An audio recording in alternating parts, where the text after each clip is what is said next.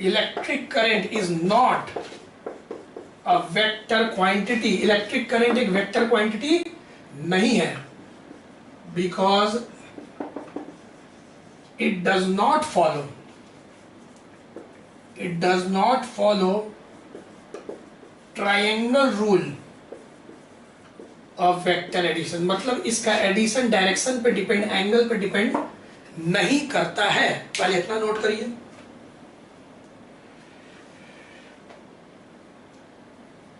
चलिए 3 को नोट कीजिए, अभी 4 5 लिए, 2 और बताएंगे अभी। ठीक है, तो इलेक्ट्रिक करंट फंडामेंटल क्वांटिटी है, 7 में एक है, 7 फंडामेंटल क्वांटिटी 11th में पढ़े थे। ऐसा यूनिट भी इसका समझ गया, एम्पेयर और वेक्टर क्वांटिटी नहीं है। 4th है direction, the conventional direction of electric current. देखिए कन्वेंशनल का मतलब होता है माना हुआ, क्या माना गया है, साइंटिस्ट लोग क्या माना है। तो the conventional direction of electric current, अब डायरेक्शन ऑफ करंट क्या था, फ्लो ऑफ चार्ज। अब चार्ज तो 2 नेचर का होता है, पॉजिटिव भी हो सकता है, नेगेटिव भी हो सकता है। चार्ज तो 2 नेचर का हो सकता है।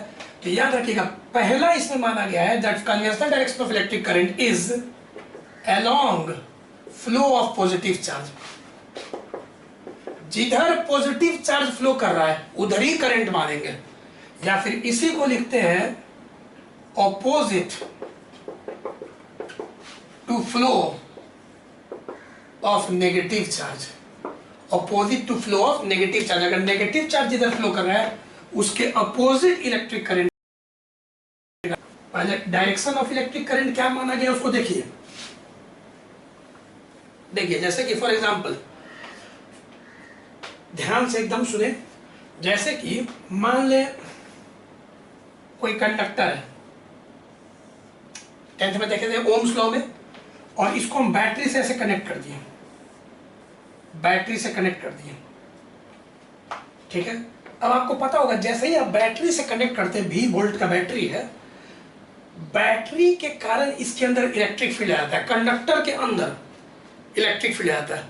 अब यही तो अंतर है, चैप्टर 1 और 2 में कंडक्टर के अंदर इलेक्ट्रिक फील्ड क्या था, 0, क्योंकि इलेक्ट्रोस्टैटिक्स था, इलेक्ट्रोस्टैटिक्स। लेकिन अब चैप्टर 3 में सोर्स लगा देंगे, सोर्स बैटरी। हम लोग कहीं बैटरी नहीं लगाते थे चैप्टर 1 में, इलेक्ट्रिक पोटेंशियल तक, कैपेसिटर छोड़ दीजिए, ठीक है ना, इलेक्ट्रिक पोटेंशियल तक, और हम लोग सोर्स लगा देंगे। अभी बैटरी का काम ही है जबरदस्ती इलेक्ट्रिक फील्ड प्रोड्यूस करना, प्लस से माइनस कंडक्टर के अंदर। इसीलिए चैप्टर 1 और 2 था इलेक्ट्रोस्टैटिक्स, जहां कंडक्टर के भीतर इलेक्ट्रिक फील्ड 0, और अब जो इलेक्ट्रिक करंट पढ़ना है यह इलेक्ट्रोडायनेमिक्स। इलेक्ट्रोडायनेमिक्स, यहां कंडक्टर के अंदर इलेक्ट्रिक फील्ड होगा, किसके कारण, बैटरी के कारण, जो कि सोर्स ऑफ इलेक्ट्रिक फील्ड है, जबरदस्ती इलेक्ट्रिक फील्ड पैदा कर देगा, और उस इलेक्ट्रिक फील्ड में फोर्स लगेगा, F बराबर Q ही, ठीक है। अब फोर्स जब लगेगा तो ऐसे भी आप सोच सकते हैं कि ये पॉजिटिव इस कंडक्टर के अंदर के फ्री इलेक्ट्रॉन को खींचेगा।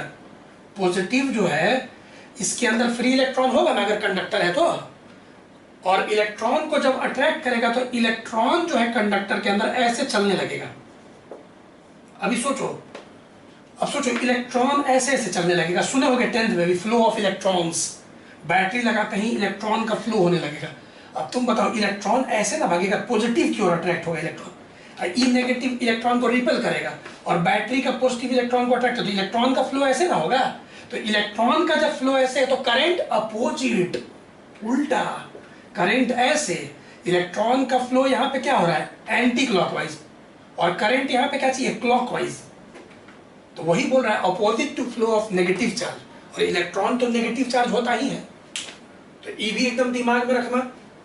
इसीलिए कितना बार हम लोग सोचते हैं ना कि करंट जब फ्लो कर रहा है ना तो पॉजिटिव चार्ज मान लेते हैं, इमेजिन करते हैं कि पॉजिटिव चार्ज फ्लो कर रहा है, क्योंकि करंट का मतलब फ्लो ऑफ पॉजिटिव चार्ज मान लेते हैं, वो डायरेक्शन में, डायरेक्शन के लिए बोल रहा है, ठीक। तो ये भी वो कॉन्सेप्ट दिमाग में रखना, ये बहुत काम आएगा तुम्हारा। 4th number. 5th नंबर एक और चीज है, पहले 5th नंबर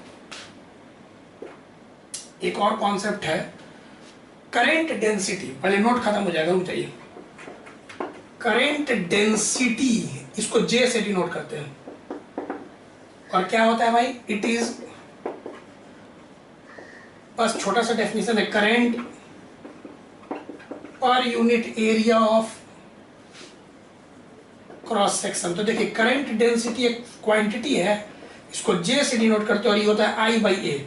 याद रखिएगा करंट को कभी छोटा आई कभी कैपिटल आई उससे मतलब नहीं है, करंट को आप डिनोट कर सकते हैं स्मॉल आई से भी कैपिटल आई से भी।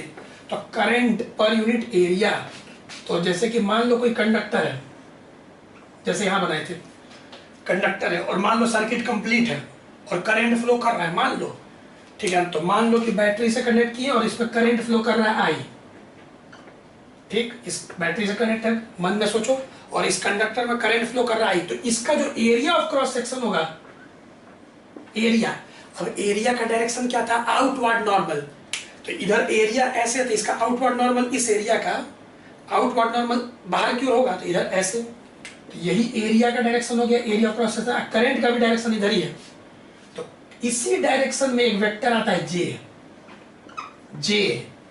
जे एक वेक्टर है और इसका डायरेक्शन एरिया के डायरेक्शन में या करंट के डायरेक्शन में लेते हैं, देखते रहिएगा। तो it is current per unit area, current per unit area of cross section. तो आमतौर पे इसका होता है डायरेक्शन, पहले यूनिट लिखो, यूनिट ऐसा यूनिट, करंट का क्या हो गया एम्पेयर, ई ए एम्पेयर है, और एरिया नीचे वाला ए एरिया था, तो एरिया का मीटर स्क्वायर, इसको ऐसे भी लिख सकते हो एम्पेयर पर मीटर स्क्वायर, एम्पेयर को एएमपी भी लिखा जाता है, एम्पेयर पर मीटर स्क्वायर। दूसरा इसका डायरेक्शन, जो करंट डेंसिटी है वेक्टर क्वांटिटी है, तो वेक्टर का तो डायरेक्शन होगा, इसका डायरेक्शन लिया जाता है करंट के फ्लो में, तो its direction is along the flow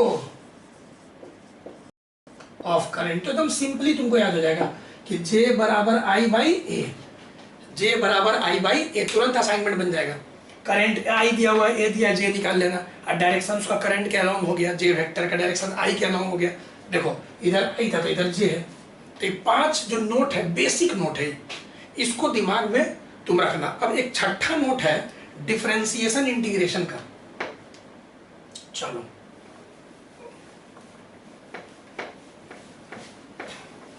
देखिए डिफरेंशिएशन इंटीग्रेशन का एक छठा नोट है।